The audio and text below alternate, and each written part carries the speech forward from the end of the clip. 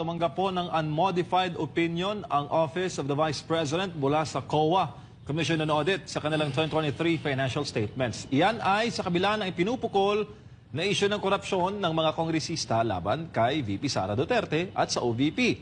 Sa report po ng COA, ang mga financial statement ng OVP ay maayos pong nagpakita ng financial position.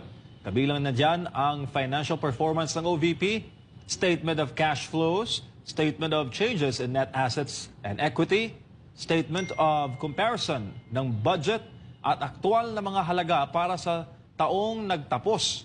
At kabilang ang buod ng mga halagang accounting policies alinsunod sa International Public Sector Accounting Standards. Ibinibigay ng COA ang unmodified opinion kapag ang financial statement ay inihanda ng maayos at naaayon sa mga pamantayan ng financial reporting framework.